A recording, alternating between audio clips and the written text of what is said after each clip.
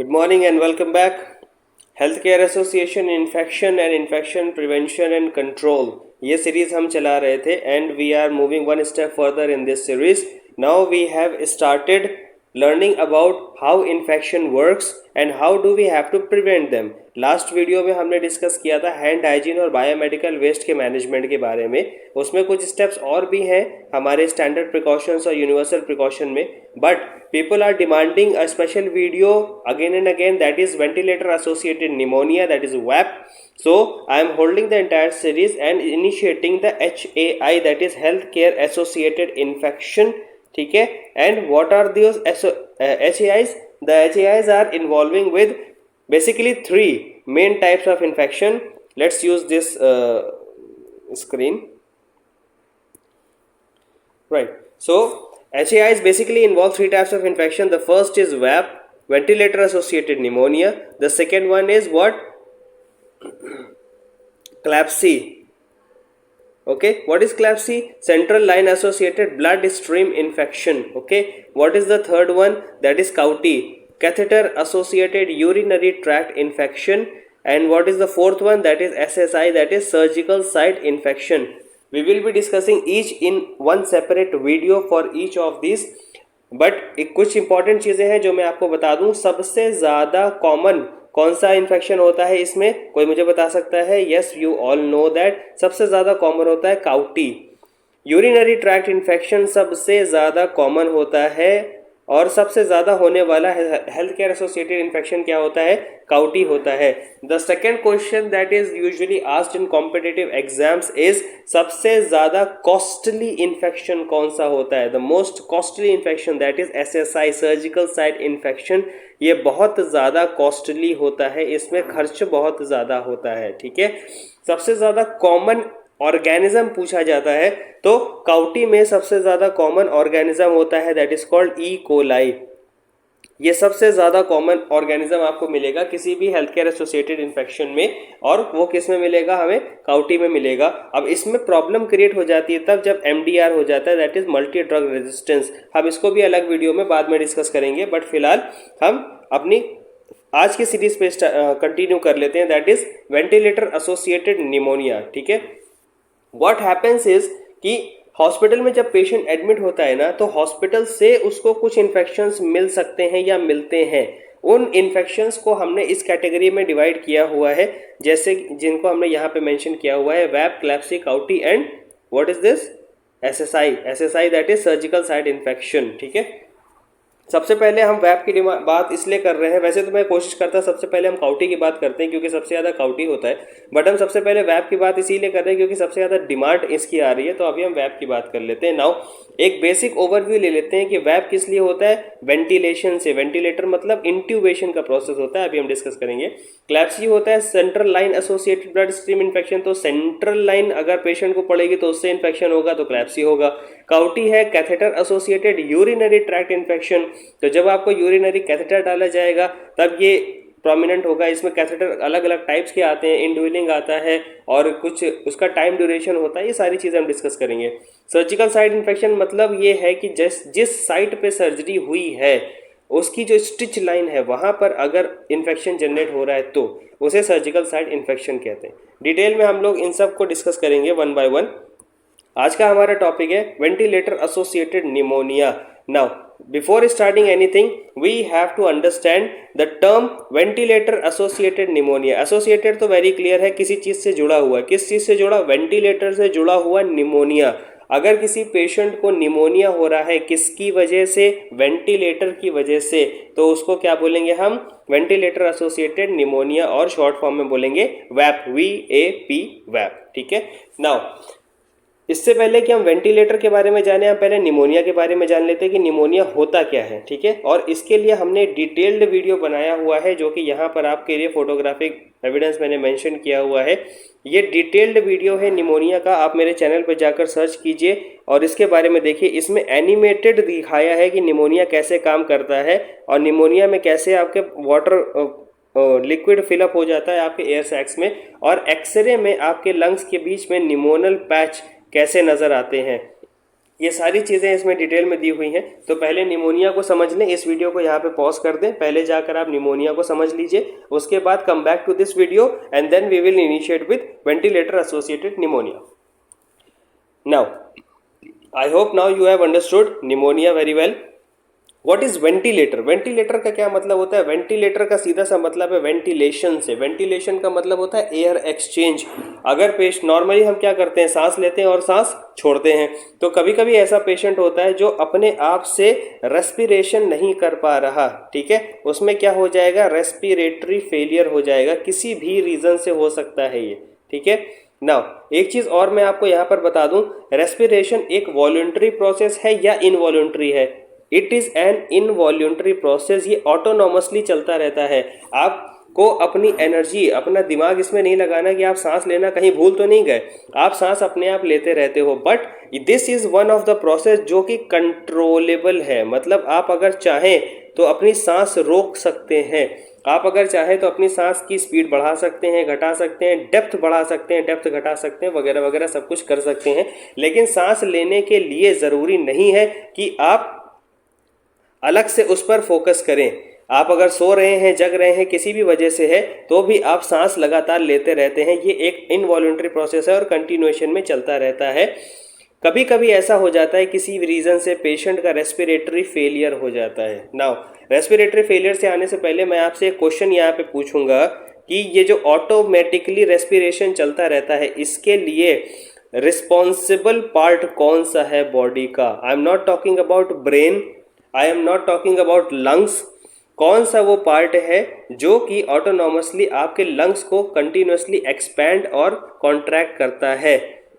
यहाँ पर मैं आपको 4 ऑप्शन दे देता हूँ, लेकिन चलो ऑप्शन नहीं दूंगा, आप अपने हिसाब से इसको डिसाइड करें और मुझे कमेंट बॉक्स में बताएं। वीडियो के एंड में मैं आपको आंसर ज़रूर बता दूंगा लेकिन आपको ये पता होना चाहिए कि रेस्पिरेशन के लिए क्या इंपॉर्टेंट है। हिंट मैं आपको यहाँ पर ज़रूर दे सकता हूँ। कभी कभी आपको हिचकी आती है ना, हिकअप्स, जब आपको हिचकी आती है तो उसमें भी यही पार्ट इंपॉर्टेंट रोल प्ले करता है। कैसे करता है अभी तक साइंस को नहीं पता, लेकिन हिचकी में भी यही पर्टिकुलर पार्ट एक्टिव होता है जो कि हमारा नॉर्मल रेस्पिरेशन को कंटिन्यू रखता है, ठीक है। Now coming back to the reasons for respiratory failure, ठीक है। रेस्पिरेटरी फेलियर के कई सारे रीजंस हो सकते हैं, जिनमें से एक हो सकता है क्रॉनिक और सीवियर इन्फेक्शन, जैसे कि कोविड में क्या हुआ था, कोविड में क्रॉनिक और सीवियर इन्फेक्शन हो जाता था, जिसकी वजह से पेशेंट को रेस्पिरेशन लेने में बड़ी प्रॉब्लम होती थी। सेकंड हो सकता है ट्रॉमेटिक फेलियर हो सकता है, ट्रॉमा हो सकता है जिसकी वजह से आप रेस्पिरेशन नहीं ले पा रहे हैं। थर्ड क्या हो सकता है, जो मैंने आपको कोई इंजरी हो सकती है, बहुत सीवियर इंजरी हो सकती है जिसकी वजह से आप रेस्पिरेशन नहीं ले पा रहे हैं। तो इन एनी सच केस जब आप पेशेंट अपने आप से रेस्पिरेशन नहीं ले पाता है, तब हम क्या करते हैं, हम सबसे पहले तो उसकी सीवियरिटी देखते हैं कि कितना ज़्यादा सीवियर है।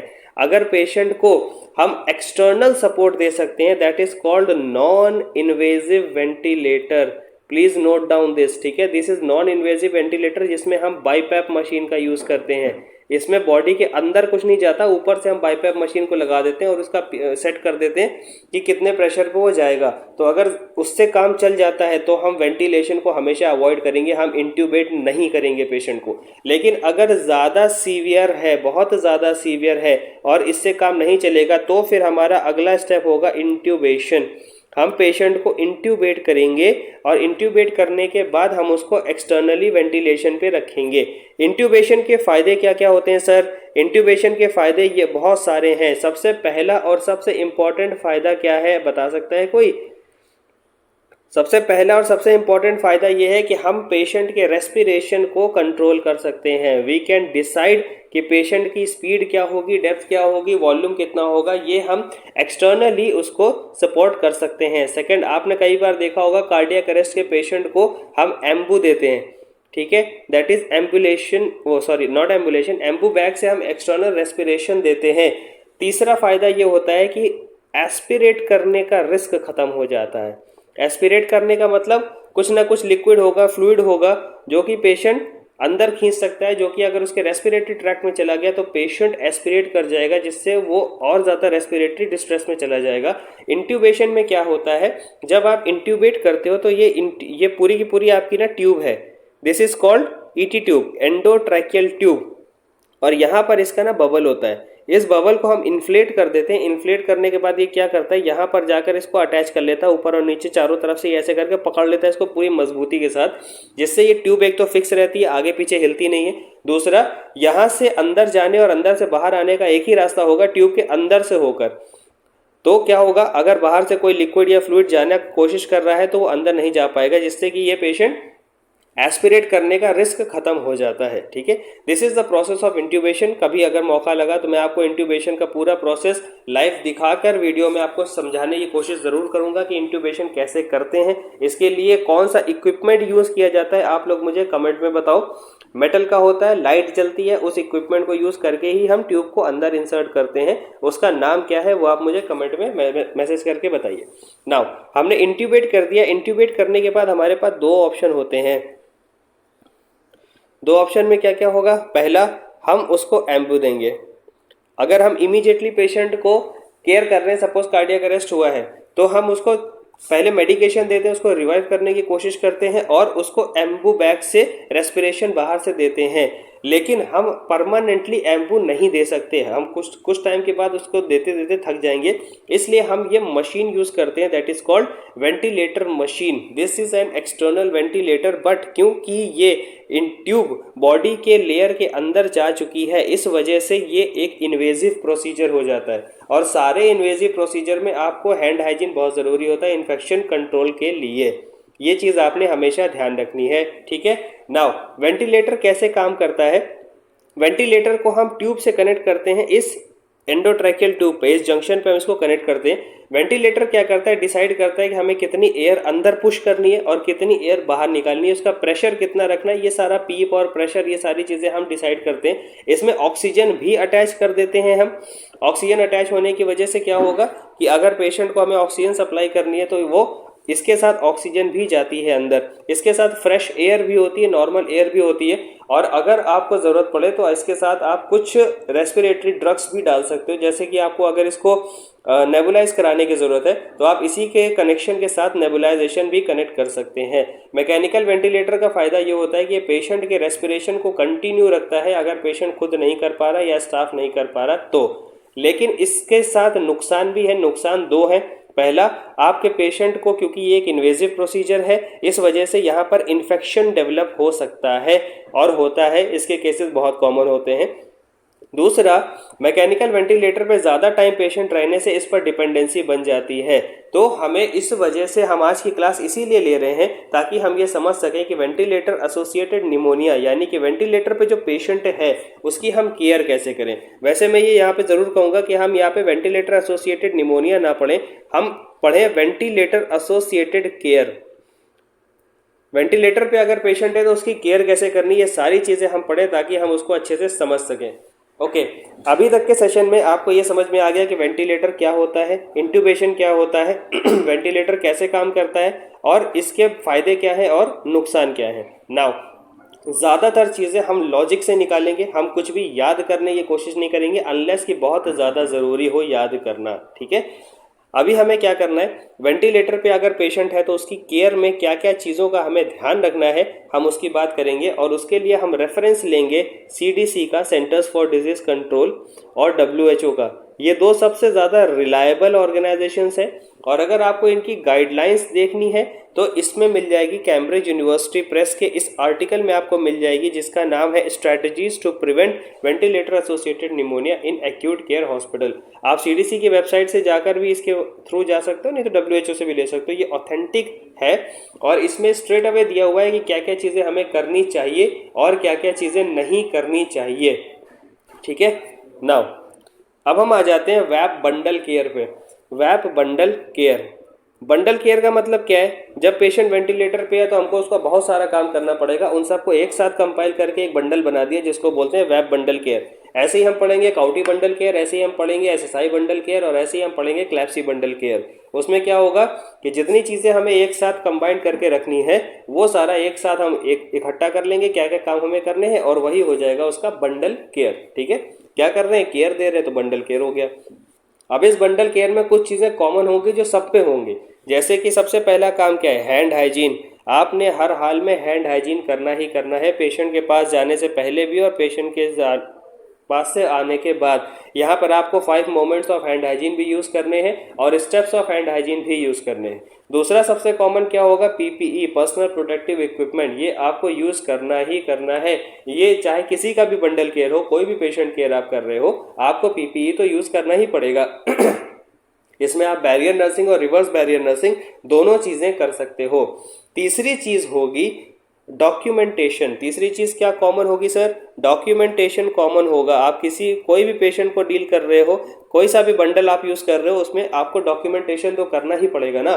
तो आपका डॉक्यूमेंटेशन इसमें कॉमन हो जाता है तीनों के बंडल केयर में। अब वैप के बंडल केयर में क्या क्या चीज़ें होंगी, सबसे पहले याद करो कि पेशेंट की क्या कंडीशन थी। पहली चीज़, पेशेंट का रेस्पिरेटरी फेलियर था जिसकी वजह से हमने उसको इंट्यूबेट किया था। इंट्यूबेशन के बाद ट्यूब उसके मुंह के अंदर पड़ी हुई थी। आप ये फोटो देख लो, इसमें आपको आसानी समझ में आ जाएगा। ट्यूब इस पेशेंट के मुंह के अंदर पड़ी हुई है, ठीक है।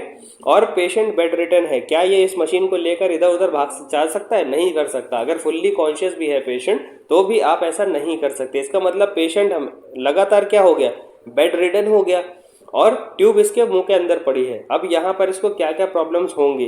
पहला प्रॉब्लम तो यही होगा कि पेशेंट इरिटेटेड होगा, क्योंकि उसके ट्रैकिया में ट्यूब पड़ी हुई है तो वो बोल नहीं पाएगा। इस चीज़ का बहुत खास ध्यान रखना, जब भी कोई पेशेंट इंट्यूबेटेड होगा तो वो बोल नहीं सकता, उसकी आवाज़ नहीं आएगी। अगर वो आवाज़ निकाल रहा है किसी भी तरह की मुंह से तो इसका मतलब आपकी ट्यूब सही नहीं पड़ी है। ये आपका ट्रैकिया है, ध्यान से देखिए इस चीज़ को।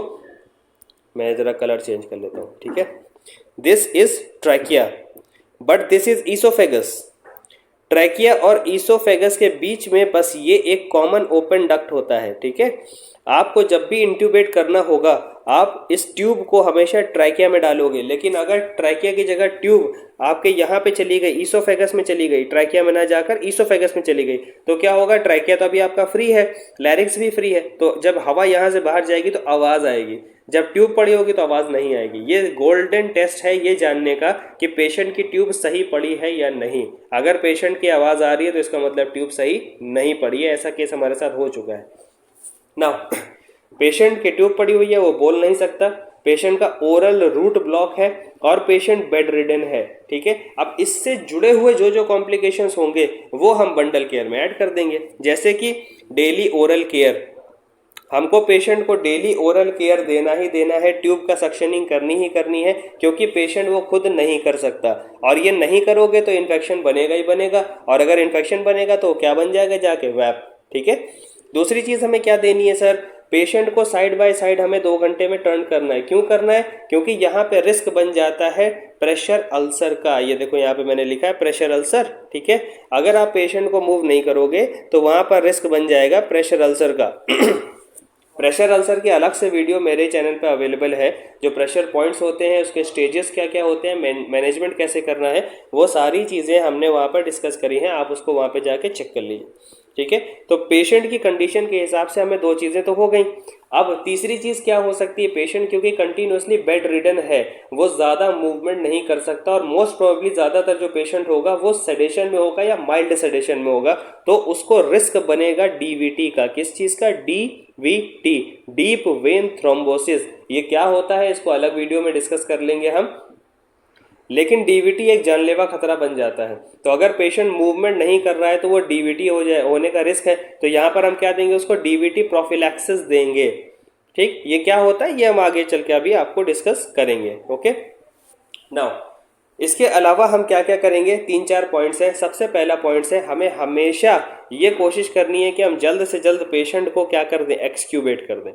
हमें पेशेंट को इंट्यूबेट ज़्यादा से ज़्यादा वक्त के लिए नहीं रखना है। हमें पेशेंट को इंट्यूबेट हमेशा कम से कम टाइम पर रखना है, और इसलिए जिस वक्त हम ट्यूब डाल रहे होते हैं उसी वक्त से हमारी प्लानिंग शुरू हो जाती है एक्सक्यूबेट करने की। अगर कोई आपसे क्वेश्चन पूछे कि वेंटिलेटेड पेशेंट में एक्सट्यूबेशन करने की प्लानिंग कब से स्टार्ट करनी है, तो उसका आंसर है सर, जिस टाइम आप उसको इंट्यूबेट कर रहे हो ना, उसी टाइम से उसको एक्सट्यूबेट करने की प्लानिंग भी स्टार्ट हो जाती है। कोशिश होती है इमीडिएटली एक्सट्यूबेट करना ही करना है हमें पेशेंट को।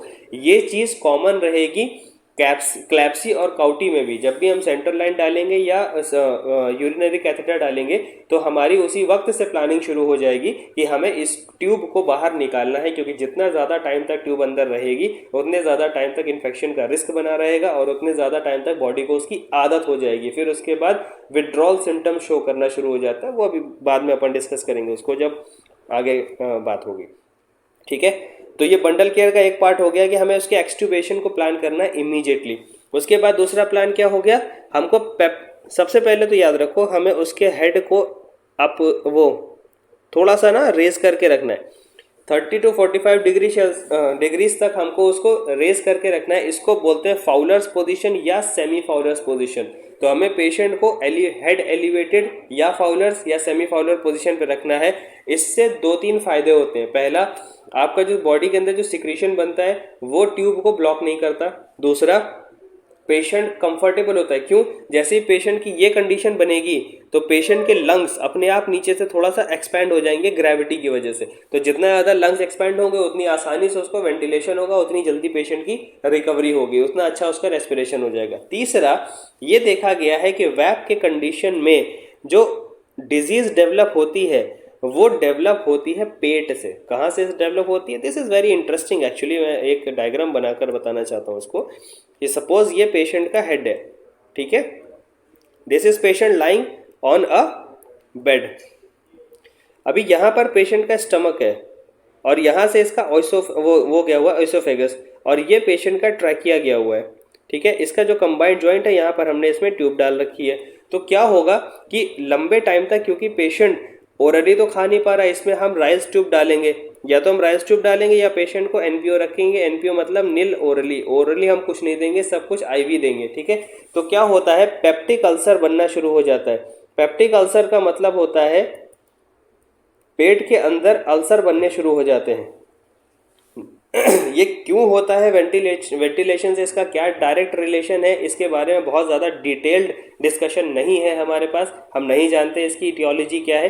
बट ये देखा गया है कि वेंटिलेटेड पेशेंट पे पेप्टिक अल्सर बनता है और पेप्टिक अल्सर के ही जो ऑर्गेनिज्म होते हैं यूजुअली वो ऊपर की तरफ अपग्रेड करते हुए जाते हैं और वो वैप बनाने का काम करते हैं। ठीक है, ये भी एक रिस्क फैक्टर होता है।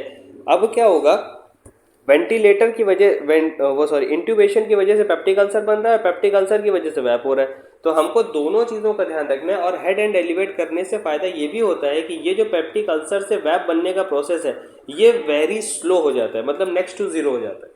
तो ये भी होता है। अभी एग्जैक्टली कैसे होता है, आप इसके पीछे का लॉजिक पूछोगे तो अभी इसके बारे में पूरी रिसर्च मेरे पास नहीं है, तो मैं इसको डिटेल नहीं बता सकता, बट ऐसा होता है।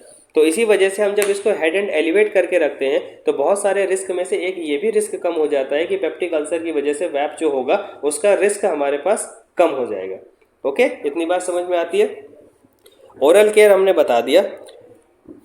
डेली सेडेशन जो है वो हमको लिमिटेड रखना है। लिमिटेड कैसे रखोगे? जब पेशेंट वेंटिलेटर पे होता है, अगर पेशेंट ठीक ठाक है, जैसे कोविड का पेशेंट था, फुल्ली कॉन्शियस था, उसको सिर्फ रेस्पिरेशन प्रॉब्लम था, उसको पता है कि इंट्यूबेट करके रखना है हमें, तो उसको सेडेट करने की ज़रूरत नहीं होती। लेकिन ज़्यादातर कंडीशन में क्या होगा, पेशेंट इरिटेबल होगा, सेमी कॉन्शियस होगा, अनकॉन्शियस होगा, साइकोसिस में होगा, उसकी वजह से हमको अक्सर पेशेंट को इंट्यूबेशन के साथ साथ सेडेशन डालने की ज़रूरत पड़ती है, वरना इंट्यूबेशन में रिस्क हो जाता है या तो इंजरी का या फिर वो अपने आप से खींच दे तो एक्सट्यूबेट हो जाएगा। तो पेशेंट को सेडेट करके रखना पड़ता है, मजबूरी होती है। लेकिन वो सेडेशन ऐसा रखना है कि जितना ज़्यादा कम हो सके, as low as possible sedation देना होता है। प्लस उस सेडेशन के साथ हमें पेशेंट को मॉनिटर करना होता है और मिनिमम एक बार पेशेंट को 24 घंटे में एक बार पेशेंट का सेडेशन आउट करना ही होता है, जिसको बोलते हैं ऑल्ट्रेशन। ठीक है, ऑल्ट्रेशन का मतलब ये होता है कि हम इसको धीरे धीरे कम करके इसको ख़त्म करने की कोशिश कर रहे हैं। क्या होता है, जब पेशेंट लगातार एक ही चीज़ पर रहता है तो उसको आदत होने लग जाती है, जिसकी वजह से उसको हम उससे हटा नहीं पाते। तो हमें क्या करना होता है, पहले से ही प्लान करके धीरे धीरे से उसका डोजेस कम करके फिर उसको 0 लेवल पे लाना होता है। तो ये वैप को बचाने के लिए भी एक तरह का यूज़ किया जाता है कि आप जो सेडेशन पेशेंट को दो वो 24 आवर्स में एक बार टेपर ज़रूर किया जाए, उसको ख़त्म ज़रूर किया जाए, पेशेंट को होश में लाया जाए और उसके बाद उसकी कंडीशन के हिसाब से डिसाइड किया जाए कि दोबारा हमें पेशेंट को सेडेट करना है या नहीं करना है। तो ये पॉइंट सेडेशन का भी वैप में इंक्लूड होता है, ये बहुत ज़रूरी है, इसको ध्यान रखें। दूसरा, हमने उसको साइड बाय साइड मूव करने की तो बात कर ही ली ताकि उसको जो है वो ना हो प्रेशर अल्सर। डीवीटी की बात हमने कर ली, इसको बोलते हैं डीवीटी प्रोफिलैक्सिस। हमेशा याद रखिए डीवीटी प्रोफिलैक्सिस पेशेंट क्योंकि एक जगह पे फिक्स है तो डीवीटी प्रोफिलैक्सिस दिया जाता है। अब ये डीवीटी प्रोफिलैक्सिस मैकेनिकल भी होता है और मेडिसिनल भी होता है। मेडिसिनल में हम क्या देंगे उसको, कौन सी मेडिसिन देंगे, ब्लड थिनर कह सकते हैं उसको, एंटीकोगुलेंट कह सकते हैं उसको। और मैकेनिकल में क्या होता है, ये आप देख रहे हो फोटो, इस फोटो में क्या होता है, इसके अंदर ये पैड लगाए जाते हैं। ये पैड क्या करता है, प्रेशर बनाता है और छोड़ता है, फिर बनाता है फिर छोड़ता है, फिर बनाता है फिर छोड़ता है। जैसे आप मालिश करते हो, किसी के पैर में दर्द होता है तो पैर दबाते हो ना, वही काम ये करता है। तो इससे क्या होता है, ब्लड का फ्लो बार बार ऑल्टर होता है जिसकी वजह से अंदर क्लॉट नहीं बन पाता। ठीक है।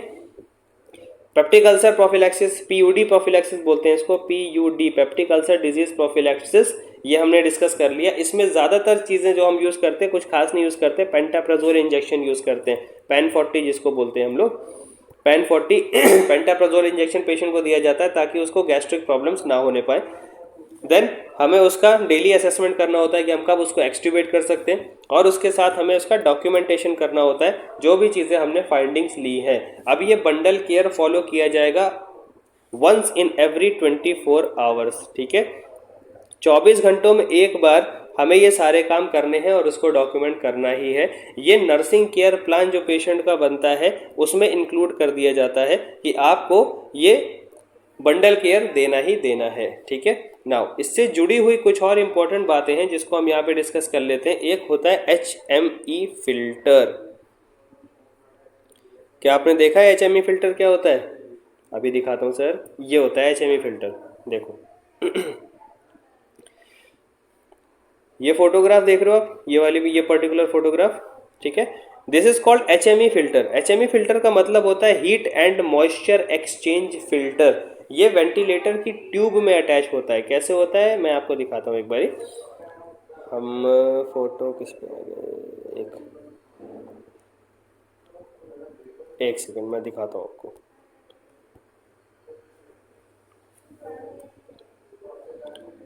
ऑल राइट, ये जो ट्यूब हमारी पेशेंट की अटैच है ना, जो वेंटिलेटर से जुड़ी हुई होती है, इसमें बीच में कहीं पर लगा होता है ये HME फिल्टर। इसका काम होता है कि बाहर की नॉर्मल एयर में से हीट और मॉइस्चर कितना पेशेंट के अंदर जाएगा ये डिसाइड करता है ये वेंटिलेटर। और HME फिल्टर में की खास बात ये होती है कि ये ड्राई एयर को अंदर नहीं जाने देता। Moisture is very very important for patient having external, या किसी अगर पेशेंट को ऑक्सीजन भी दे रहे हो तो फिर आप उसको हाइड्रेटेड देते हो ना, आप ड्राई नहीं देते, क्योंकि उससे क्या होगा, उसके अंदर की म्यूकोजल मेम्ब्रेन डैमेज हो जाएगी और उसकी वजह से उसको और ज़्यादा इन्फेक्शन होने के चांसेस हो जाएंगे। तो ये काम करता है हमारा HME फिल्टर। और HME फिल्टर की वजह से ये जो प्रॉब्लम क्रिएट होती है, ड्राई एयर अंदर नहीं जा पाती। अब ये HME फिल्टर की लाइफ कितनी होती है, 24 आवर्स। 24 घंटे में एक बार आपको HME फिल्टर चेंज करना ही करना है, और चेंज करना है, इसको खोल के साफ करके वापस नहीं लगाना। 24 घंटे में एक बार आपको पेशेंट का HME फिल्टर चेंज करना ही करना है। ठीक है। उसके अलावा प्रेशर अल्सर का प्रोफिलैक्सिस आपने देना है उसको। नाउ हम ये डिस्कस कर लेते हैं कि अगर पेशेंट को वैप डेवलप हो रहा है तो हम कैसे डिसाइड करेंगे कि पेशेंट को वैप डेवलप हो रहा है, उसका डायग्नोसिस कैसे करेंगे। सबसे पहला कॉमन चीज़ हमेशा याद रखो, किसी को भी किसी भी तरह का इन्फेक्शन बनेगा, सबसे पहली कंप्लेंट आएगी फीवर की। उसका टेम्परेचर राइज हो जाएगा, जैसा कि यहाँ पे लिखा है temperature greater than 38 degree Celsius और less than 36 degree Celsius. Less than कम होगा, लेस देन सीवियर केसेस में होता है जब फेलियर हो जाता है बॉडी का। लेकिन सबसे पहला सिम्टम आएगा फीवर, टेम्परेचर हाई हो जाएगा। दूसरा सिम्टम क्या आएगा, क्योंकि इन्फेक्शन है तो इन्फेक्शन हमेशा, आप जब भी CBC टेस्ट कराओगे, कोई भी इन्फेक्शन होगा बॉडी में, तो आपके वाइट ब्लड सेल्स के काउंट बढ़े हुए आएंगे। 12,000 तक का नॉर्मल रेंज होता है, उससे ज़्यादा बढ़ा हुआ आएगा। उससे इसमें ये चीज़ लिखा है और लेस देन 4,000, ये भी सीवियर कंडीशन में आता है। क्या होता है, एक लेवल आने के बाद बॉडी उसको डिक्लाइन करना शुरू कर देती है कि बॉडी के अंदर अब ताकत नहीं बची है, अब वो वापस नेगेटिव इम्पैक्ट शो करने लगती है। तो आप इस चीज़ को छोड़ दो, आप फिलहाल ये देखो कि वाइट ब्लड सेल का काउंट जो है वो बढ़ेगा और फीवर भी आएगा, सिक्रीशन इंक्रीज हो जाएगा। या फिर चेंजेस कैसे आएंगे, सिक्रीशन थिक हो जाएगा। थिक मतलब गाढ़ा हो जाएगा, ठीक है। अ थिक सिक्रीशन और a secretion with blood is an indication की पॉसिबिलिटी है वहां पर पेशेंट को वैप डेवलप हो रहा है। साथ में बहुत रेयर केस में कभी ऐसा होगा कि उसमें पस भी अवेलेबल होगा, बहुत ज़्यादा सीवियर कंडीशन में होगा, वरना नहीं होगा, ठीक है। Respiratory distress, shortness of breath, rapid breathing, ये सारे सिम्टम्स आपको डिस्निया के सिम्टम्स दिखाई दे रहे हैं, जो कि आपको मिलेंगे निमोनिया में। आखिरकार है तो ये निमोनिया ही ना, बस वेंटिलेटर से जुड़ा हुआ निमोनिया हो गया, लेकिन बेसिकली है तो ये निमोनिया ही। तो क्या होगा, निमोनिया के सारे सिम्टम्स भी आपको नजर आएंगे। अब जितना ज़्यादा निमोनिया बनेगा उतना ज़्यादा रेस्पिरेटरी डिस्ट्रेस होगा, पेशेंट को हाइपोक्सिया होने लगेगा। तो क्या होगा, इंक्रीज ऑफ ऑक्सीजन डिमांड होने लगेगी।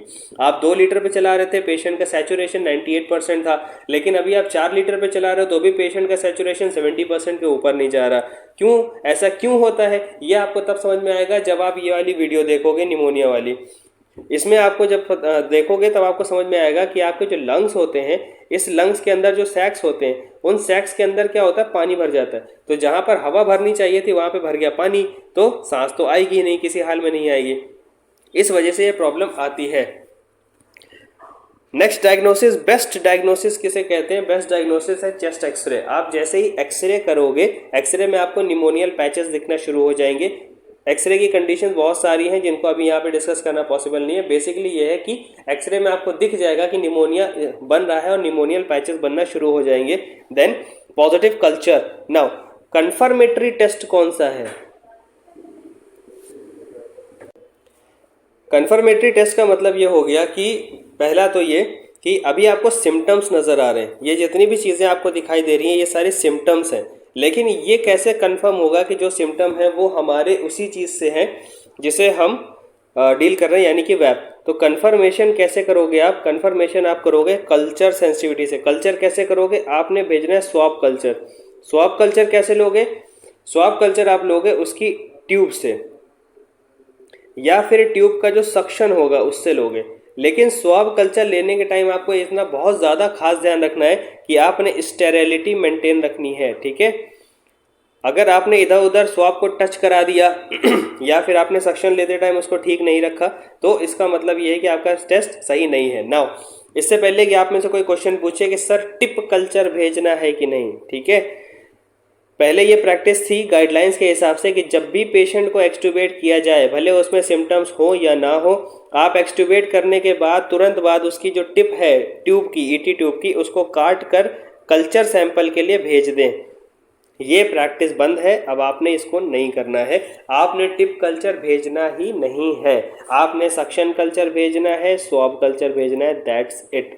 आपने टिप कल्चर नहीं भेजना। हाँ, अगर स्पेशली इंडिकेटेड है और कंसल्टेंट बोल रहे हैं कि टिप कल्चर भेजो, तो एक्सट्यूबेट करके टिप को कट करके भेजना है। बट उस टिप को कट करने के लिए आपको सीजर यूज़ नहीं करनी, याद रखो आप इस चीज़ को, क्योंकि सीजर स्टेराइल नहीं है। या तो आप इसको ऑटोक्लेव करी हुई सीजर से पूरे सर्जिकल प्रोसीजर की तरह आप इसको करो ताकि स्टेरिलिटी मेंटेन रहे, नहीं तो फिर आप इसको सीजर यूज़ नहीं करोगे, नॉर्मल सीजर तो कतई यूज़ नहीं करनी, ठीक है। तो कट करने के लिए आप इसको ऑटोक्लेव्ड इंस्ट्रूमेंट ही यूज़ करोगे, या फिर आप सर्जिकल ब्लेड यूज़ कर सकते हो। बट सर्जिकल ब्लेड से भी कट करने के लिए आपको टोटल 100% स्टेराइल इन्वायरमेंट ही यूज़ करना है।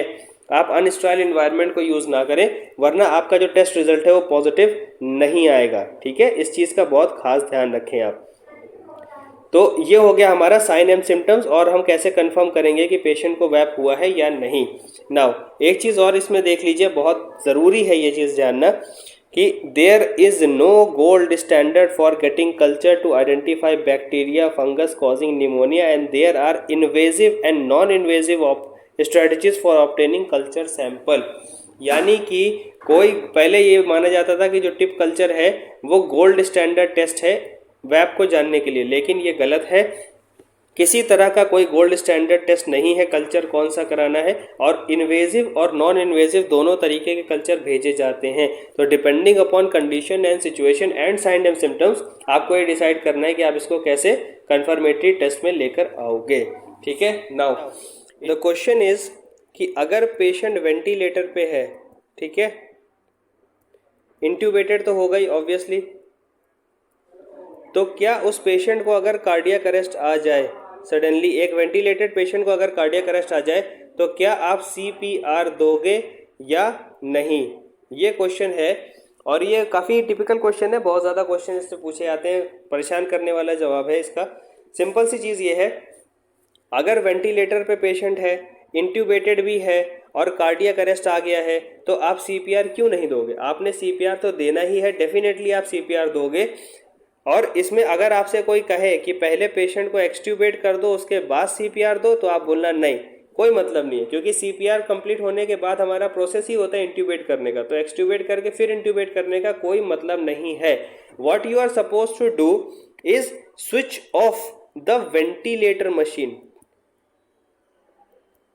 बी वेरी केयरफुल, कंफ्यूज होने की जरूरत नहीं है। आपने एक्सट्यूबेट नहीं करना, आपने वेंटिलेटर को बंद कर देना है। क्यों? क्योंकि जब आप कंप्रेशन दे रहे होगे पेशेंट पे और ये वेंटिलेटर यहाँ से हवा प्रेशर से दे रहा होगा, तो हवा से चेस्ट ऊपर उठ रहा होगा, चेस्ट एक्सपैंड हो रहा होगा, लेकिन आप उसे कंप्रेस कर रहे होगे, तो क्या होगा, इन दोनों के बीच में जो ये चेस्ट का हिस्सा है ये इंजर्ड हो जाएगा।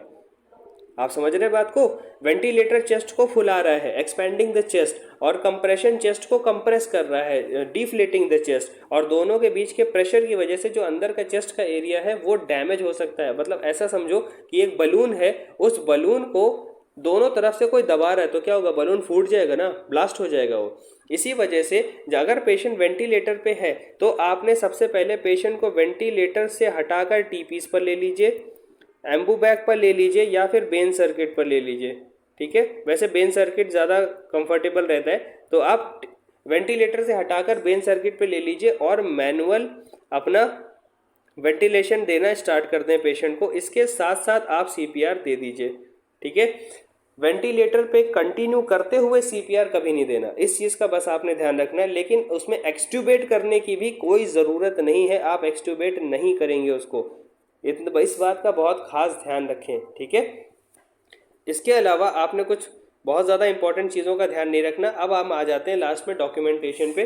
डॉक्यूमेंटेशन पे हमने क्या चीज़ें नोट करनी है, पेशेंट का सीरियल नंबर नोट करना है, नाम नोट करना है, पेशेंट का यूएचआईडी नंबर नोट करना है, पेशेंट का आईपीडी नंबर नोट करना है, पेशेंट को किस डेट को इंट्यूबेशन हुआ था, डेट ऑफ इंट्यूबेशन, किस डेट को एक्सट्यूबेट हुआ था, डेट ऑफ एक्सट्यूबेशन, और इन दोनों के बीच का डिफरेंस होता है डेज, इन पेशेंट डेज, कितने दिनों तक उस पेशेंट को इंट्यूबेशन पे रखा गया। नाउ इसके साथ एक चीज़ और भी है, इंट्यूबेट करने वाले स्टाफ का नाम इसमें मेंशन करना ज़रूरी है, और एक्सट्यूबेट करने वाले स्टाफ का नाम भी ज़रूरी है। डेट के साथ साथ किसने इंट्यूबेट और एक्सट्यूबेट किया वो भी ज़रूरी है। डेज कैसे कैलकुलेट करेंगे, सपोज आज पेशेंट वेंटिलेटर इंट्यूबेट हुआ, कल भी इंट्यूबेट रहा और परसों सुबह इंट्यूबेशन से निकाल दिया गया, तो आप टोटल कैलकुलेट करोगे 3 डेज। ठीक है, यहाँ पे आप लिखोगे 3। लेकिन अगर आज ही पेशेंट इंट्यूबेट हुआ और कुछ देर के बाद एक्सट्यूबेट हो गया, तो आप टोटल डे कैलकुलेट करोगे 1। आप 0 कैलकुलेट नहीं करोगे, आप हाफ कैलकुलेट नहीं करोगे, आप कैलकुलेट करोगे 1। ठीक है, चैलेंज यहाँ पे आता है मंथ के एंड में। सपोज यहाँ पे फरवरी चल रहा है और यहाँ पे मार्च आ गया, कुछ पेशेंट ऐसे होंगे जो एक्सट्यूबेट हो चुके होंगे और कुछ पेशेंट होंगे जो अभी भी इंट्यूबेशन में रहेंगे, तो मार्च में उनके इंट्यूबेशन की डेट आप कैसे कैलकुलेट करोगे, और फरवरी का डेटा और मार्च का डेटा अलग अलग कैसे करोगे? इसका सिंपल सा तरीका ये है कि इस पहले मंथ की जो लास्ट डेट है आप उसको एक्सट्यूबेशन की डेट की तरह मान लें, और यहाँ पे आप नंबर ऑफ डेज इस महीने के कैलकुलेट कर लें। और उसके बाद अगले महीने में सेम पेशेंट की फिर से एंट्री कर लें और वहां से डे 1 कैलकुलेट करना शुरू कर दें आप। तो टोटल पेशेंट का अगर मान लीजिए 7 डेज का इंट्यूबेशन रहा, जिसमें से 3 दिन वो इस महीने में रहा और बाकी 4 दिन वो इस महीने में रहा, तो इस पेशेंट की एंट्री यहाँ 3 दिन तक रहेगी और यहाँ पे 4 दिन तक रहेगी। तो फरवरी में जो पहला महीना है उसमें आप टोटल उस पर्टिकुलर पेशेंट के जो डेज कैलकुलेट करोगे वो 7 नहीं, वो 3 ही करोगे। और नेक्स्ट मंथ में आप उसके टोटल डेज 7 कैलकुलेट नहीं करोगे, आप 4 ही कैलकुलेट करोगे। तो इससे मंथ वाइज डेटा आपका सेपरेट हो जाता है, ईजी हो जाता है। ये रिकॉर्ड बेहद ज़रूरी है। इसके बाद कल्चर रिकॉर्ड। किसी भी पेशेंट का वेब कंफर्मेशन तभी होगा जब उसका पॉजिटिव कल्चर रिकॉर्ड अवेलेबल होगा। सिम्टम्स से हम कंफर्मेटरी टेस्ट नहीं बताएंगे, तो वो कल्चर रिकॉर्ड आपके पास अवेलेबल होना चाहिए एज एन आईसीएन। कापा का मतलब होता है corrective action and preventive action. अगर कोई पेशेंट को वेब डेवलप हो रहा है तो उस कंडीशन में फिर आपने क्या एक्शन लिया, और उसके लिए आगे किसी पेशेंट को ना हो तो फिर आपने प्रिवेंटिव एक्शन क्या लिया, इसका रिकॉर्ड मेंटेन होगा। और इसके बाद आपकी जो कमेटी मीटिंग्स है, इन्फेक्शन कंट्रोल कमेटी, उसकी जो मीटिंग होगी उस मीटिंग में आप ये डेटा डिस्कस करोगे और आगे की अपनी स्ट्रैटेजी डिस्कस करोगे, जिसका मिनट्स ऑफ मीटिंग आपके पास रिकॉर्ड में अवेलेबल होना चाहिए। देन परसेंटेज डाटा इसमें लिखा हुआ है, यानी कि हर मंथ आपका कितना परसेंटेज वेंटिलेशन पे वेप डेवलप हो रहा है, ये डेटा आपने इकट्ठा करके रखना है। ये आपका इंडिकेटर होता है, HIC इंडिकेटर बोलते हैं इसको। HIC इंडिकेटर का एक पार्ट है परसेंटेज ऑफ वेप, कितने इंट्यूबेशन करने पर कितना परसेंटेज बन रहा है, और इस पर यह भी डिपेंड करता है कितने डेज तक पेशेंट इंट्यूबेट रहा, तो ये नंबर ऑफ डेज के हिसाब से निकाला जाता है। इसका फॉर्मूला भी आप लोग सर्च कर लें, आपको मिल जाएगा। इजीली नहीं मिलता तो मुझे बता दें, मैं आपको बता दूंगा। ये पर्टिकुलर डेटा आपने इसमें मेंटेन करना है, और ये पूरी रिस्पॉन्सिबिलिटी होती है ICN यानी इन्फेक्शन कंट्रोल नर्स की, या ICO यानी इन्फेक्शन कंट्रोल ऑफिसर की, या ICT इन्फेक्शन कंट्रोल टीम की। ठीक है, आई होप कि आपको वेब से रिलेटेड सारी चीज़ें पता लग गई होंगी। कोई चीज़ अगर आपको लगती है कि मैंने मिस आउट कर दिया, आप मुझे कमेंट बॉक्स में बता दें। कोई आपका कन्फ्यूजन है, कोई क्वेरी है, तो भी आप मुझे कमेंट बॉक्स में बता दें, मैं कोशिश करूँगा आपको उसको सॉल्व करने का। आई होप कि अब वेब से रिलेटेड आपकी क्वेरीज सॉल्व हो जाएंगी, और आप जहाँ भी काम कर रहे हैं आप वेंटिलेटर एसोसिएटेड निमोनिया से पेशेंट को बचा के रखेंगे। Thank you so much, have a good day.